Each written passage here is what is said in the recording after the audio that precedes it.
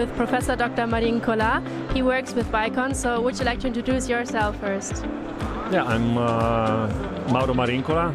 I'm professor at different universities, including Rome, Cartagena, and Midwestern University in the USA.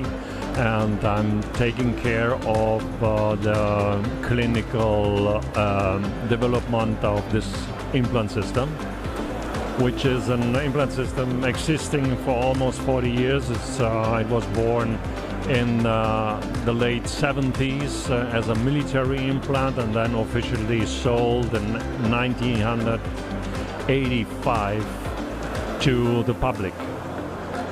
So you work with Bicon for many years. Could you just tell us a bit more about Bicon and the company system? Yeah, my personal experience with Bicon is now 30 years old, and I'm still alive. No patient killed me for what I did. It's the most important. And most of the patients are happy, and this is the first thing we want, because we want to make the patients happy. And this is also the philosophy of the family who is owning Bicon. It's a family-owned implant system, and it is a unique, still after 40 years, a unique implant system, which is not a screw-retained implant, but a press-fit implant. There are no threads, but plateaus, as you can see. Healing chambers is a complete different concept. The implant is subcrestally placed and not supracrestally, so it's completely covered by bone, except the shaft of the abutment, which is then sticking out from the crest and producing the aesthetical part. Another characteristic is the connection. The connection has no threads, no screws. The connection is purely a post inside an implant well.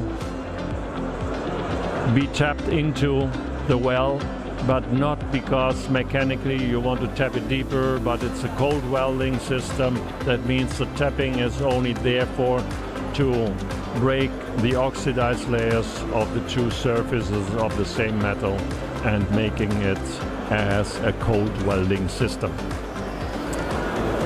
So just to sum up everything, what highlights your implants? Like what's the most special about your implants? The characteristic of this implant is for sure the shortness of the implant. It's the first short implant worldwide. Now on the market there are many short implants, but if they are working is another problem. We have to see.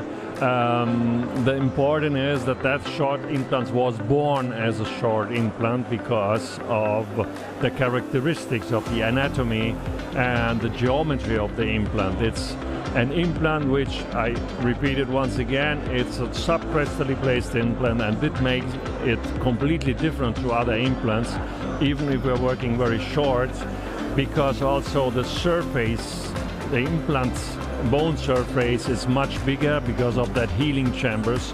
They're all empty spaces where the bone is growing in, cantilever form, horizontally, and so the grip of the implant is much better than a screw-retained implant system.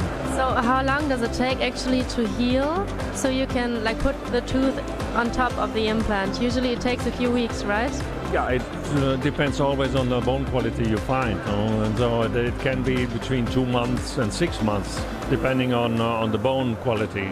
From D1 to T4, it's always different. That's clinically we have to see. Now, an implant can't decide about the healing process of a patient. Okay, that's the quality of the bone, and then all the other environments of a patient's health. And what else is important is for sure that with these implants we can do also, many are not understanding that you can do immediate load. It can be immediately loaded for sure. Then we can't go so short. We need longer implants. Parenthesis, longer implant is an 8mm implant. It's still a short implant, but not an ultra short. We have implant lengths from 5mm to 6 to 8 to 11, dependent on the clinical use of this implant. And just last question, how do you like it so far on the IDS? Oh, spent with you girls, I like it a lot. No, it's a very nice meeting. Always, I liked it for many years now. I'm coming here to the IDS. It's a great meeting point, and you meet people all over the world. Normally you have to travel to several countries to meet them, but here we all together. We stick all together, and we have 5 days of clinical exchange and also fun at night. Okay, thank you.